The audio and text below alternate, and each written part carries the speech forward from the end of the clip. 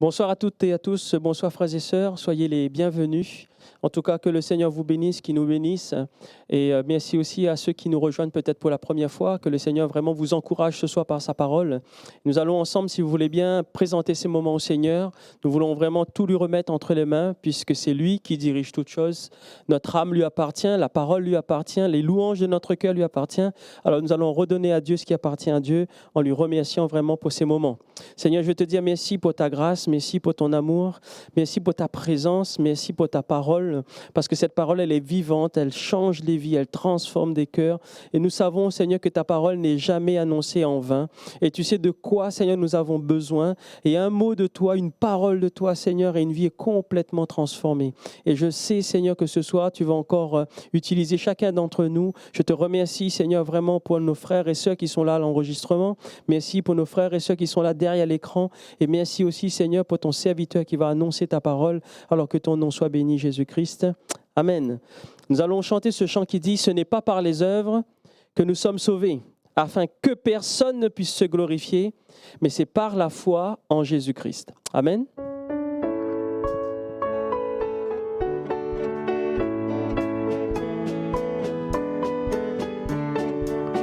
Ce n'est pas par les œuvres que nous sommes sauvés, afin que personne ne se glorifie. Ce n'est pas par les œuvres que nous sommes sauvés, mais c'est par la foi en Jésus-Christ. On le reprend. Ce n'est pas par les œuvres que nous sommes sauvés, afin que personne ne se glorifie. Ce n'est pas par les œuvres que nous sommes sauvés, mais c'est par la foi en Jésus-Christ. C'est par la foi, mais c'est par la foi en Jésus-Christ. Amen. Et oui, c'est pas par les œuvres, c'est pas parce que nous faisons des choses que nous sommes sauvés, mais c'est parce que justement nous croyons que Jésus-Christ est notre Sauveur. On continue avec ce chant qui dit, le chant qui dit Dieu est puissant, il est juste, il est grand et il peut tout accomplir. Est-ce que tu le crois ce soir? Que le Seigneur peut tout accomplir dans ta vie, il peut transformer ton cœur, il peut aussi te guérir, il peut te délivrer. D'où pourquoi nous prêchons la parole du Seigneur, parce que nous savons qu'elle est agissante et qu'elle change des vies. Alors nous allons chanter ensemble ce chant qui dit « Élevé, il a vaincu la mort. Oui, il est vivant, oui, il vit, mon Dieu est puissant. »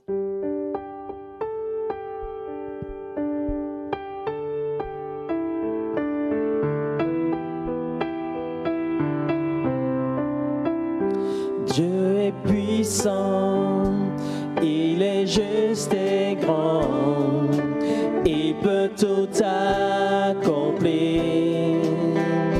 Plus grand que nos pensées, plus grand que nos désirs, il a fait de grandes choses. Élevé, il a vaincu la mort. Oui, il vit, mon Dieu est puissant. En son nom, j'ai la victoire. Le Seigneur, mon Dieu est puissant. Dieu vit en nous. Dieu vit en nous. Il est parmi nous. Il ouvre la voie. Plus grand que nos attentes, plus grand que nos espoirs, il a fait de grandes choses. Élevé, il a vaincu la mort. Oui, élevé, mon Dieu est puissant. En son nom, j'ai la victoire. Le Seigneur, mon Dieu est puissant. Dieu est ici, Dieu est ici. Sa grâce nous conduit, il ne s'éloigne jamais, il ne s'éloigne jamais. Dieu est pour nous, ses bras sont ouverts, il nous tient dans sa main, il nous tient dans sa main. Dieu est ici, Dieu est ici. Sa grâce nous conduit, il ne s'éloigne jamais, il ne s'éloigne jamais.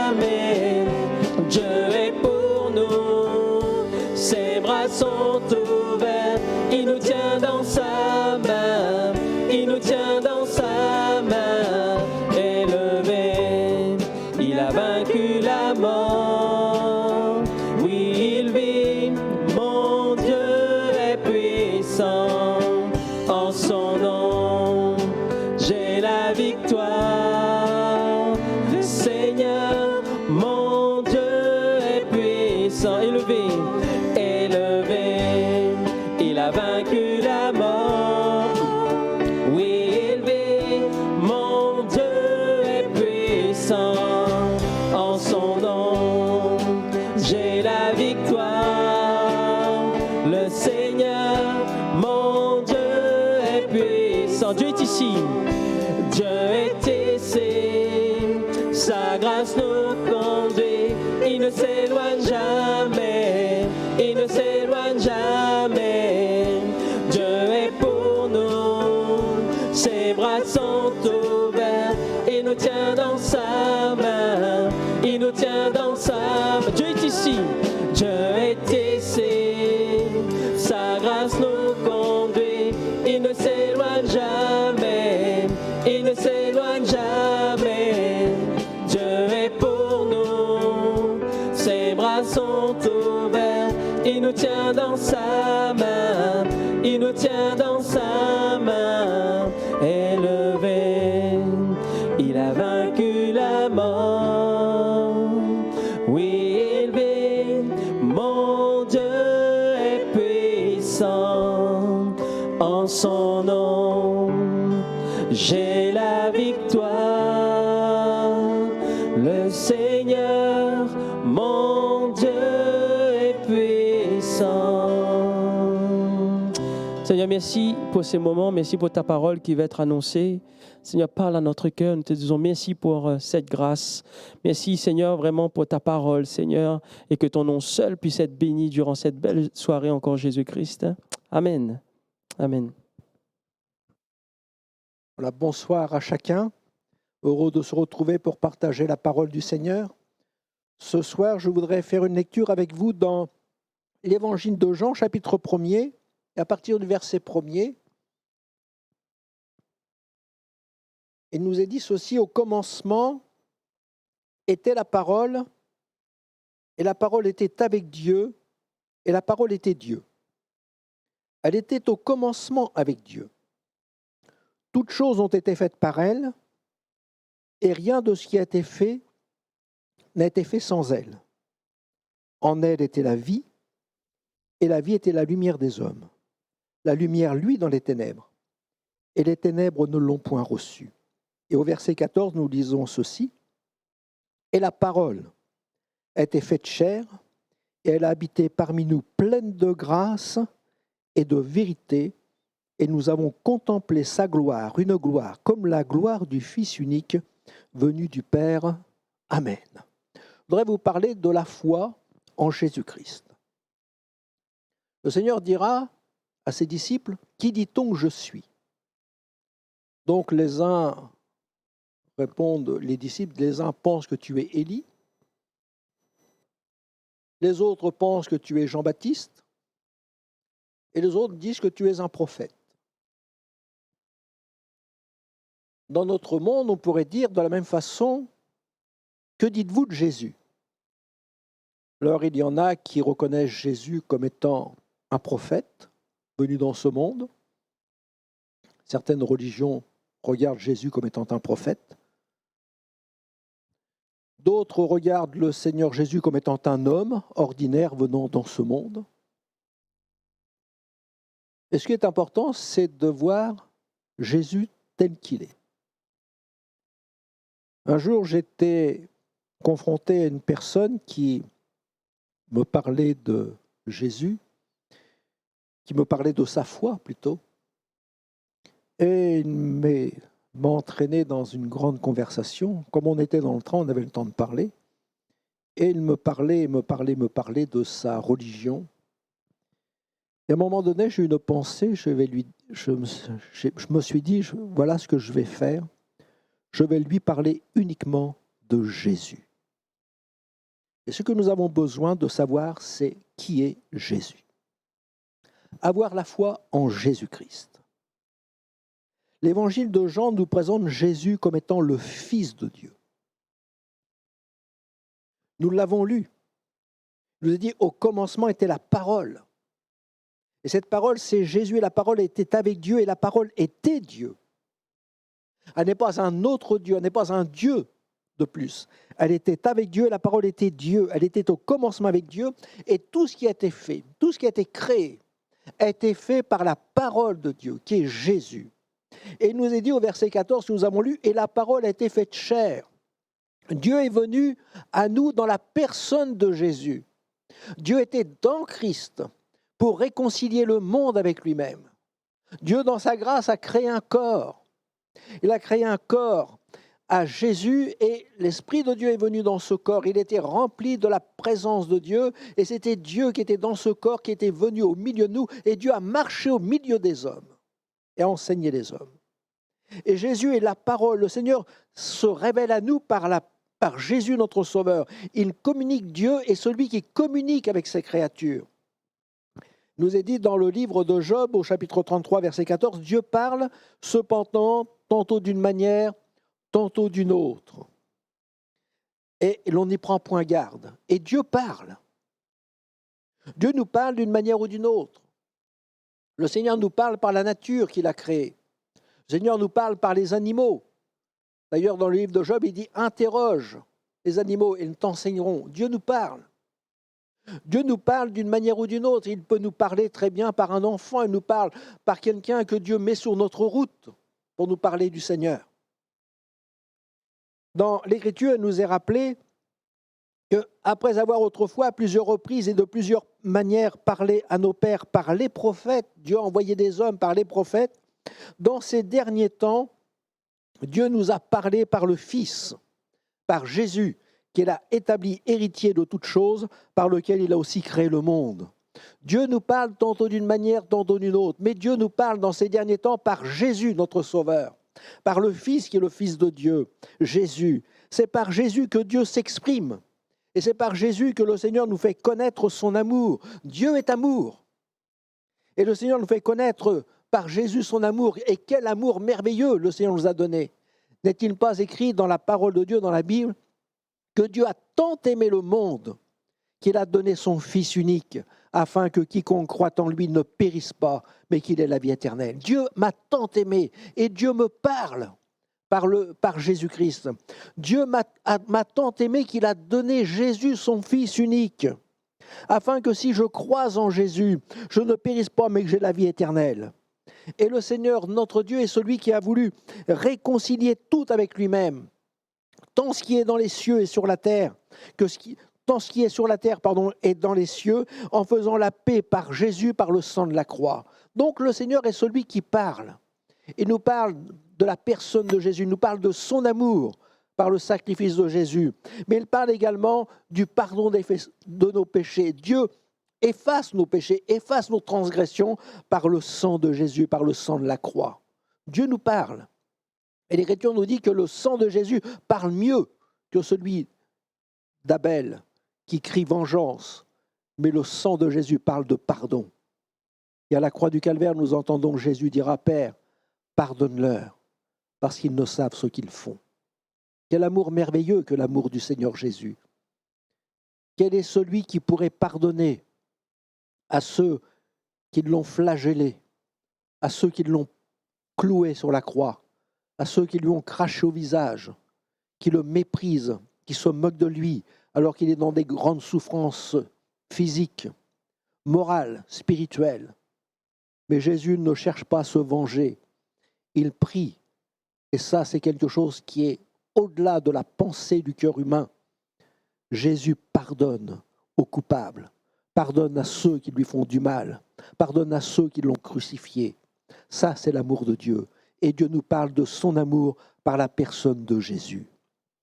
Dieu nous parle de son pardon par le sacrifice de Jésus, parce que le sang de Jésus nous lave et nous purifie de tout péché. La preuve de l'amour de Dieu est quelque chose de formidable.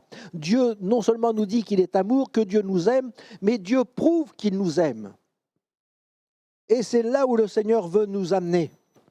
Dieu prouve son amour envers nous, en ce que lorsque nous étions encore des pécheurs, Christ est mort pour nous. Et c'est par amour que Jésus est mort pour nous. C'est quelque chose de merveilleux de savoir que Jésus nous aime, que Dieu nous aime au point qu'il a donné son Fils bien-aimé Jésus pour me donner la vie et la vie éternelle. Le Seigneur un jour sera confronté à une personne qui, venant vers lui, va lui dire, vous avez votre religion et nous avons la nôtre. Vous dites qu'il faut adorer à Jérusalem et nous on dit qu'il faut adorer sur le mont Garizim. Et le Seigneur va lui dire, mais tu es à côté. Tu n'as pas compris ce que Dieu désire et attend de toi. Et il va lui dire, bien, les vrais adorateurs ne sont pas à un tel endroit, un tel endroit. Les vrais adorateurs sont en esprit et en vérité. être sincère, vrai avec notre Dieu. Et cette femme va lui dire, mais Seigneur, toi qui es juif, tu me demandes de l'eau, alors que je suis une Samaritaine. Et le Seigneur lui dit, mais si tu connaissais, et c'est là l'importance, si tu connaissais le don de Dieu, si tu connaissais celui qui te parle aujourd'hui, tu lui aurais toi-même demandé et il t'aurait donné. Voilà où le Seigneur veut nous amener, c'est à connaître la personne de Jésus. Est-ce que vous connaissez le don de Dieu? Connaissez-vous celui qui vous parle au travers de la prédication, au travers de la parole de Dieu, de la Bible qui est la parole de Dieu? Et le Seigneur nous dit, mais si tu connaissais celui qui te parle, si tu connaissais celui qui frappe à la porte de ton cœur, tu lui aurais toi-même demandé, et Dieu, sans retenir quoi que ce soit, sans faire aucun reproche, il t'aurait lui-même donné, et tu aurais reçu de sa part de quoi désaltérer ton âme, de quoi être rassasié ce matin, de quoi être béni de la part de Dieu. Et nous avons un grand Dieu qui nous montre la grandeur de l'amour de Dieu. Il n'y a pas de plus grand amour, dira Jésus, que de donner sa vie pour ses amis. Et vous êtes mes amis, dit Jésus, si vous faites ce que je vous commande. Les commandements du Seigneur ne sont pas pénibles. C'est quelque chose de facile. Et le Seigneur dit, vous êtes mes amis si vous faites ce que je vous commande. Ce n'est pas difficile pour quelqu'un d'honnête de ne pas voler. Et le Seigneur dit, tu ne voleras pas. Et quelqu'un dira, je n'ai pas de problème, je ne suis pas voleur. Le Seigneur dira, tu ne tueras pas. Ce n'est pas compliqué de ne pas tuer, dans la mesure où nous ne sommes pas des criminels, des meurtriers. Et le Seigneur nous dit, mes commandements ne sont pas pénibles. Et le commandement du Seigneur, c'est quelque chose de simple. Le Seigneur nous dira, tu aimeras le Seigneur ton Dieu de tout ton cœur, de toute ton âme, de toute ta force, de toute ta pensée. Voilà le premier commandement que le Seigneur nous donne. Et il dira ensuite, tu aimeras ton prochain comme toi-même. Et dans la mesure où j'aime mon prochain comme toi-même, comme moi-même, je ne ferai pas de mal à mon prochain. Et tout ce que je veux qu'on me fasse comme bien, je le ferai également. Et tout ce que je ne veux pas qu'on me fasse comme mal, je ne le ferai pas à l'autre. Et c'est là le commandement du Seigneur qui est très simple. Si on nous dit, voilà, mets cela en pratique et tu vivras. Et nous avons un Dieu merveilleux qui nous invite, il nous dit, mais l'amour de Dieu est quelque chose de bon pour toi, parce que Dieu t'a tant aimé qu'il a donné son Fils unique pour que tu reçoives la vie et la vie éternelle. Par Jésus, Dieu accorde le salut en Jésus-Christ. Et nous avons cette grâce de pouvoir dire que Dieu nous accorde sa grâce, son secours et sa bénédiction. Il nous est dit que Jésus a fait encore en présence de ses disciples beaucoup d'autres miracles qui ne sont pas écrits dans ce livre. Le Seigneur a fait beaucoup de choses. Et dans la parole de Dieu, il nous est relaté des prodiges et des miracles que Jésus a fait. Il nous est parlé de cette grâce que Dieu a fait en parlant au cœur des uns et des autres. Et dans l'évangile de Jean, chapitre 20, verset 31, il est dit « Mais ces choses ont été écrites. Ces choses ont été écrites afin que vous croyiez que Jésus est le Christ, le Fils de Dieu. Et qu'en croyant, vous ayez la vie en son nom. » Dieu nous a donné sa parole, la Bible, la parole écrite. Et le Seigneur nous dit, mais ces choses ont été écrites. Elles sont écrites pour nous, afin que nous puissions avoir la foi. La foi vient de ce que l'on entend, et ce que l'on entend vient de la parole de Christ, de la parole de Dieu. Et ces choses ont été écrites afin que nous croyions. Que nous croyions en quoi? Que Jésus est le Christ, l'envoyé de Dieu. Que Jésus est le Fils de Dieu. Et qu'en croyant en Jésus, je puisse avoir la vie et la vie éternelle. La parole de Dieu nous dit que tous les hommes sont morts à cause de leurs péchés, de leurs offenses. Tous les hommes ont plus ou moins marché selon le train de ce monde, selon le prince de la puissance de l'air qui agit maintenant dans les fils de la rébellion. Tous les hommes ont été ainsi conduits. Et on vivait autrefois selon les convoitises de la chair, en accomplissant les volontés de la chair, et en agissant ainsi, on était des enfants de colère. C'est-à-dire nous étions sous la colère de Dieu. Et nous étions les uns et les autres, et encore peut-être pour quelqu'un ce soir, sous la colère de Dieu. Mais l'Écriture nous rappelle, dans Éphésiens 2,4, mais Dieu, qui est riche en miséricorde, à cause du grand amour dont il nous a aimés, nous qui étions morts par nos offenses, il nous a donné la vie avec Christ. C'est par grâce que vous êtes sauvés par le moyen de la foi. C'est par grâce que vous êtes sauvés. Mais Dieu qui est riche en bonté, Dieu qui est riche en miséricorde à cause du grand amour dont il nous a donné. Nous qui étions morts par nos offenses, le Seigneur nous a donné la vie. Et c'est ce que Dieu veut nous donner. C'est nous donner la vie et la vie éternelle. Et veut nous accorder cette grâce. Parce que c'est par grâce que nous sommes sauvés par le moyen de la foi. Crois au Seigneur Jésus, nous rappelle l'Écriture, et tu seras sauvé, toi et ta famille. Par Jésus, le Seigneur, notre Dieu, nous communique sa volonté. Et le Seigneur veut nous communiquer sa volonté. Il veut régner dans notre vie, il veut agir dans notre cœur. Dans l'Écriture, vous avez certainement appris peut-être à quelques-uns ce que l'on appelle le Notre Père. Dans l'Évangile de Matthieu, chapitre 6, verset 10, le Seigneur ne dit pas quand on s'adresse à Dieu, c'est de réciter quelque chose. On ne s'adresse pas à quelqu'un en lui disant toujours les mêmes paroles.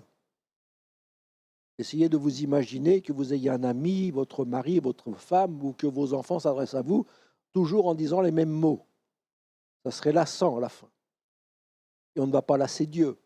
Mais le Seigneur donne un exemple. Il dit voilà la manière dont on peut prier. Un exemple, un schéma pour prier. Et dans cet exemple, le Seigneur dira voilà ce que vous pouvez demander à Dieu. C'est que ton règne vienne, que ta volonté soit faite sur la terre comme au ciel.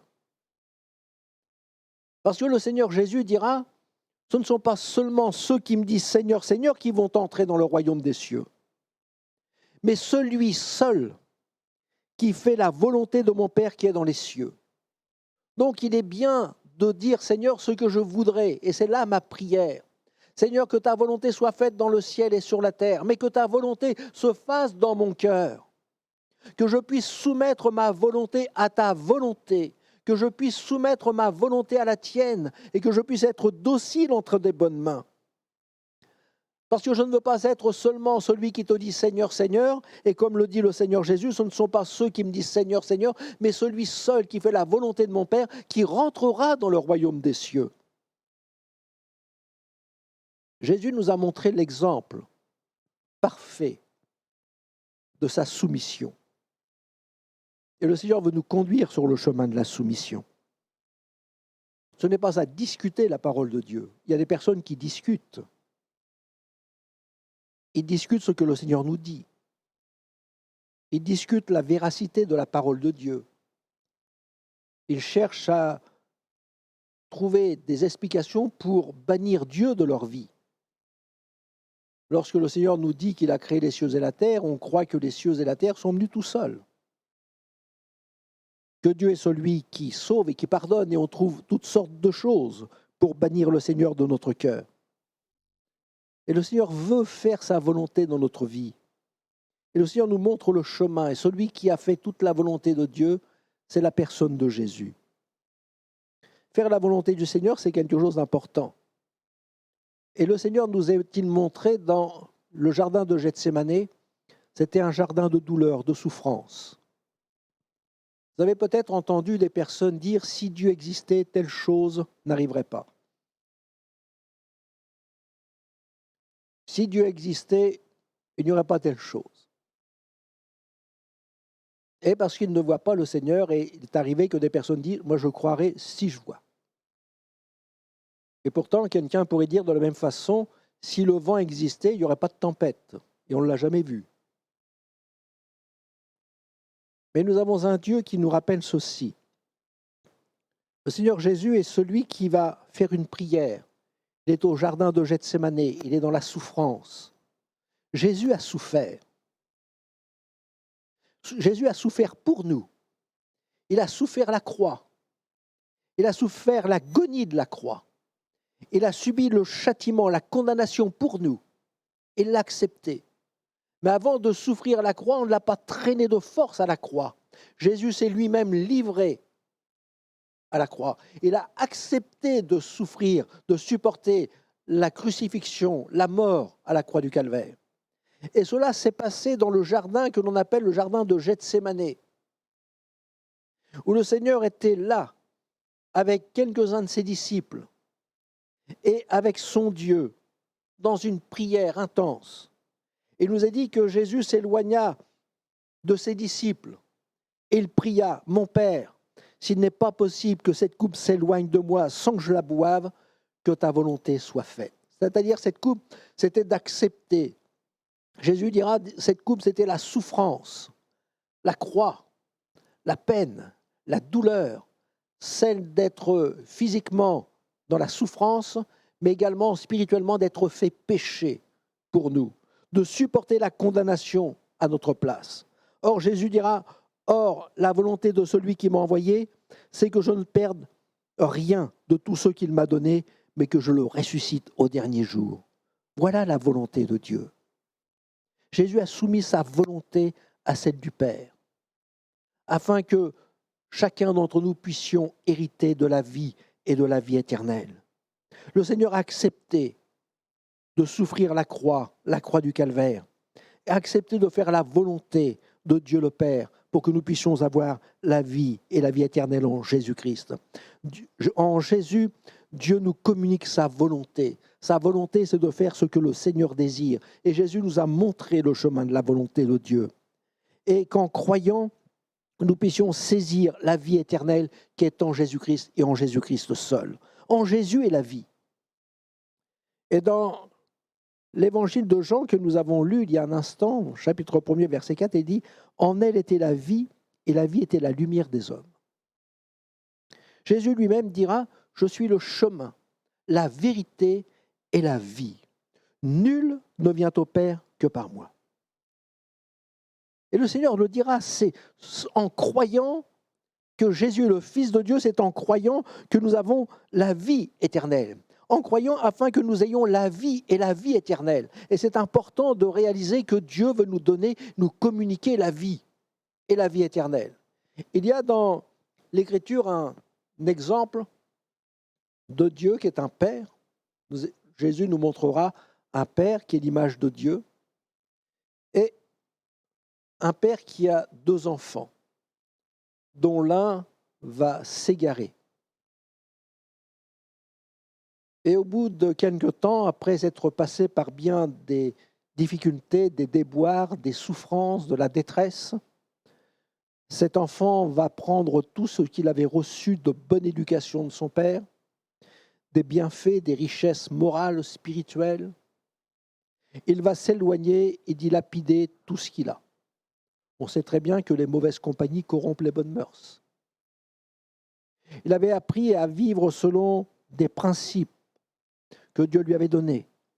Le Seigneur lui avait montré le chemin qu'il devait suivre, un chemin étroit qui mène à la vie et à la vie éternelle. Et ce jeune homme a quitté la maison du Père, a quitté la présence du Seigneur, a peut-être quitté l'Église, on pourrait dire aujourd'hui, pour marcher selon sa volonté. Et il a voulu faire ce qu'il voulait. Alors certainement que le père a voulu le raisonner, mais j'arrive à un âge, je suis majeur, je fais ce que je veux vivre ma vie, enfin on a toutes sortes de choses pour justifier quand on ne veut plus se soumettre à la volonté de Dieu. Et il a marché selon ses principes. Mais il est arrivé à un moment donné, il s'est retrouvé dans une grande détresse. Et quelle que soit la cause, la raison de cette détresse, il nous est dit qu'il était dans une grande détresse, à un tel point qu'il a même envié le bonheur des cochons. Et il dira, ils ont tout ce qu'il faut, et moi je manque de tout ici. Je suis malheureux, je n'ai plus rien. Et il va se souvenir quand il était dans la maison du Père, dans la présence de Dieu, il va se souvenir de toutes les grâces, de toutes les bénédictions, de toute la joie qu'il y avait dans son cœur, quand il était avec les siens, qu'il partageait ce moment avec Dieu. de cette vie familiale qu'il avait. Il se souvient de cela et dira, mais j'avais cela auparavant et maintenant j'ai tout perdu. Je suis dans une grande détresse, mon cœur est déchiré, meurtri. Mais ce jeune homme va dire, voilà ce que je vais faire. Et je crois que c'est bien de sonder notre cœur, de regarder à l'intérieur. Il dira, je vais retourner vers mon Père, c'est-à-dire vers son Dieu. Je vais lui confesser mes fautes, mes péchés, et je vais lui demander pardon. Il est écrit exactement ceci. Je lui dirai, mon Père, j'ai péché contre le ciel et contre toi, je ne suis plus digne d'être appelé ton fils. Dans sa grâce, le Seigneur veut qu'en croyant dans le nom de Jésus, nous ayons la vie et la vie éternelle.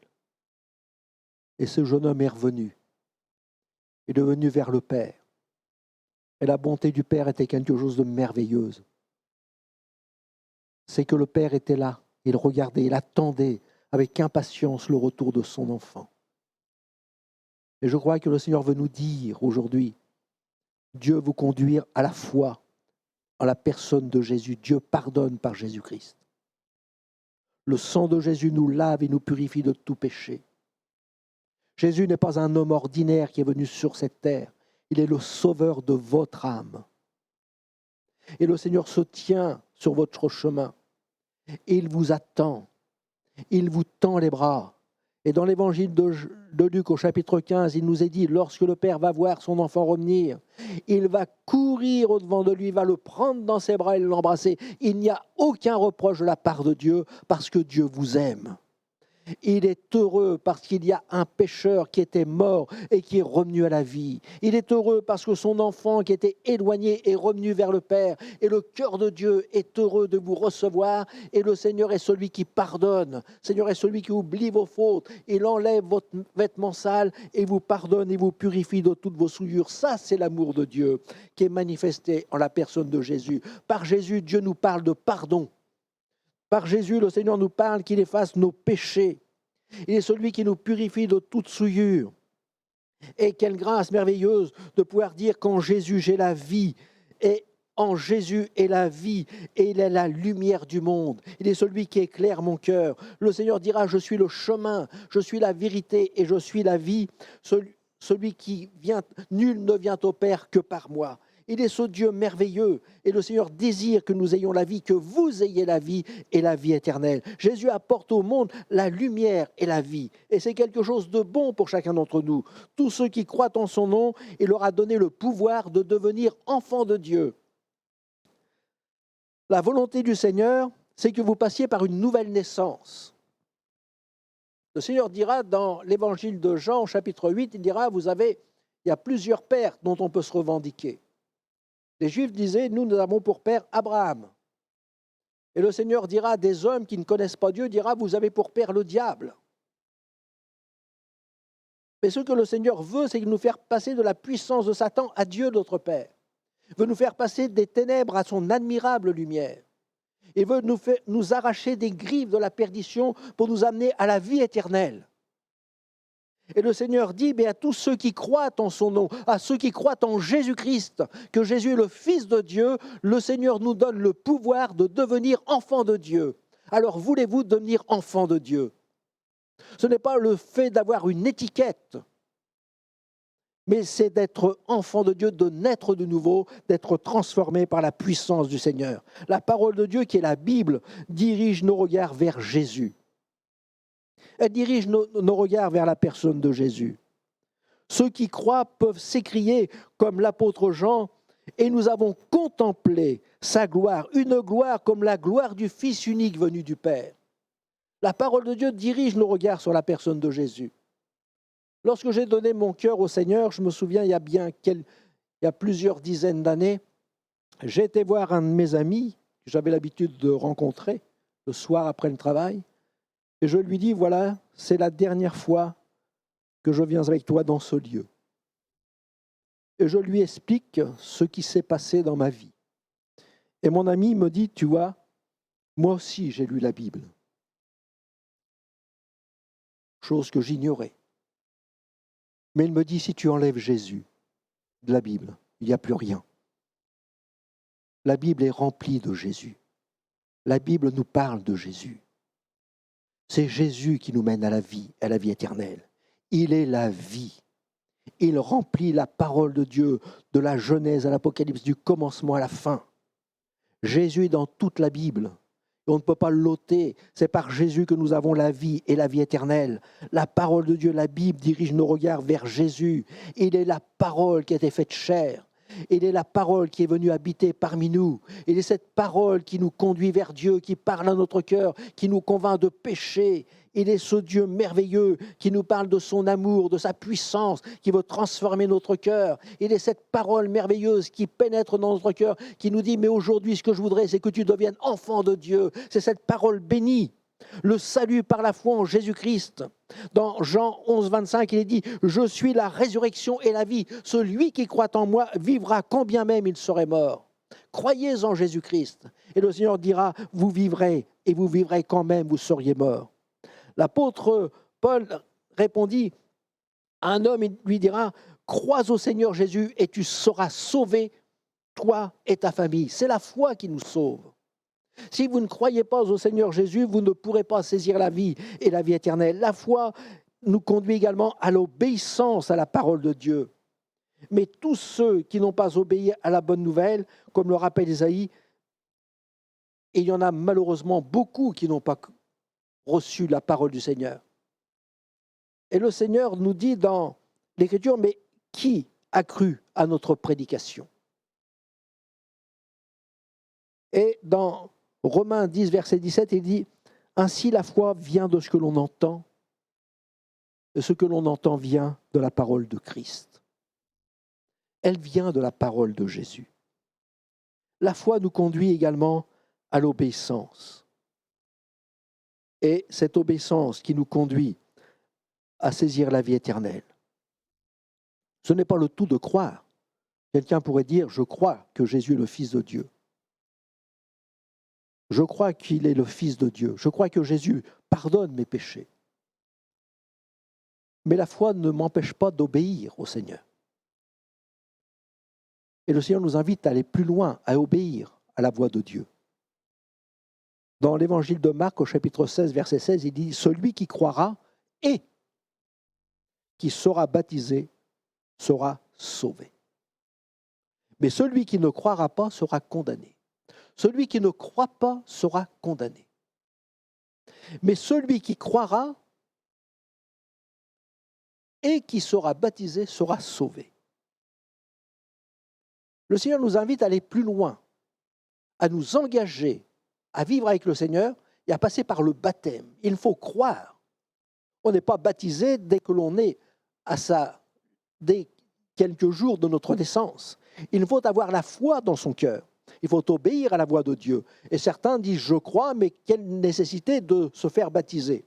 Alors le Seigneur lui-même répond. Je n'ai pas de réponse, mais Dieu a une réponse pour vous. Dieu parle par sa parole. Et le Seigneur veut vous parler par sa parole. Et il nous est dit ceci, et tout le peuple qui l'avait entendu, et même les publicains, ont justifié Dieu en se faisant baptiser du baptême de Jean. Mais les pharisiens et les docteurs de la loi, ne se faisant pas baptiser par lui, ont rendu nul à leur égard le dessein de Dieu. C'est-à-dire que le Seigneur Jésus est venu pour nous sauver. Je peux croire, mais si je refuse d'obéir pleinement, totalement à la parole de Dieu, en me faisant baptiser, je rends nul à mon égard le sacrifice de Jésus pour moi. Jésus est venu pour rien. Le Seigneur veut que je passe par une nouvelle naissance. Et le baptême, c'est l'image de la mort. Je meurs à mon ancienne vie. Je renonce à cette ancienne vie. Je crucifie la chair et ses passions. Je renonce à tout cela. Et en sortant dans les eaux du baptême, je désire que ce soit une vie nouvelle qui vienne en moi. Ce n'est plus le péché qui règne dans mon cœur, mais c'est Christ qui règne dans ma vie. Ce n'est plus le péché qui domine mon cœur, mais c'est le Seigneur qui est le maître de ma vie et qui me conduit. C'est cela que le Seigneur demande. C'est que tu crois au Seigneur Jésus et tu seras sauvé. Celui qui croira et qui sera baptisé sera sauvé. mais celui qui ne croira pas sera condamné. Je crois que c'est encore aujourd'hui le temps de la grâce de Dieu. Le jour de la grâce de Dieu n'est pas terminé, c'est encore le temps de la grâce de Dieu. Et dans l'Écriture, nous est dit, puisque nous travaillons avec Dieu, nous vous exhortons à ne pas recevoir la grâce de Dieu en vain. Car le Seigneur dit, au temps favorable, je t'ai exaucé. Au jour du salut, je t'ai secouru. Et le Seigneur rappelle et dit, voilà, voici maintenant le temps favorable, voici maintenant le jour du salut. C'est aujourd'hui, peut-être pour quelqu'un, le temps favorable. C'est aujourd'hui, peut-être pour quelqu'un, le jour du salut, de croire que Jésus est le Fils de Dieu. De croire que Jésus est venu dans ce monde pour sauver mon âme, pour me réconcilier avec Dieu, pour faire de moi une nouvelle créature, pour transformer mon cœur, pour que mon nom soit inscrit dans le livre de vie. C'est aujourd'hui le temps favorable. C'est aujourd'hui le jour du salut. C'est aujourd'hui où je dois me tourner vers le Seigneur. Et je dois accepter Jésus, de pouvoir lui dire, oui, Seigneur, je crois que tu es le Christ, le Fils du Dieu vivant et vrai. Amen. On va demander au Seigneur sa grâce. Seigneur, notre Père et notre Dieu, merci de ta bonté, de ce que tu te révèles à nous par ta parole, de ce que tu t'es révélé à nous par la personne de Jésus. Et je te prie, Seigneur, de bénir ces instants et qu'une âme ce soir qui entend ta voix puisse se tourner vers toi. Seigneur, tu es le Christ, tu es le Fils de Dieu, tu es Dieu toi-même qui est venu au milieu de nous. Tu es la parole qui a été faite chair.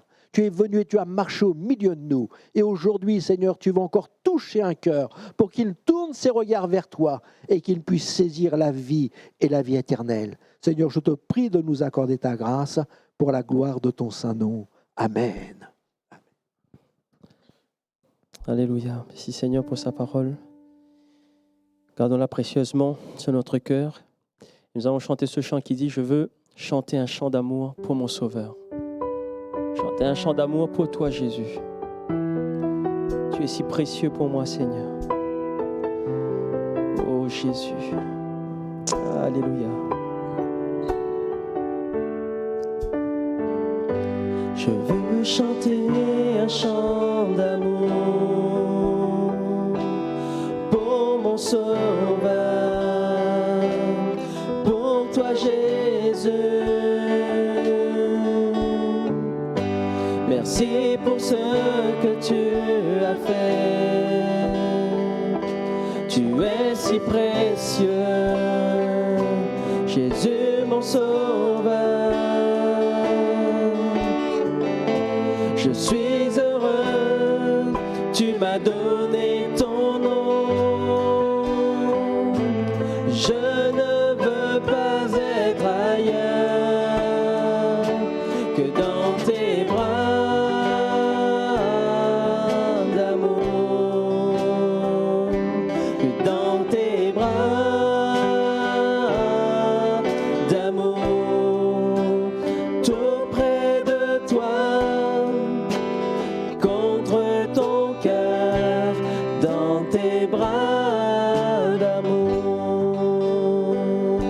Ensemble. Je veux chanter un chant d'amour pour mon Sauveur, pour toi Jésus. Merci pour ce que tu as fait. Tu es si précieux, Jésus mon Sauveur. Je suis heureux, tu m'as donné ton nom. Je ne veux pas être ailleurs que dans tes bras d'amour, que dans tes bras d'amour, tout près de toi.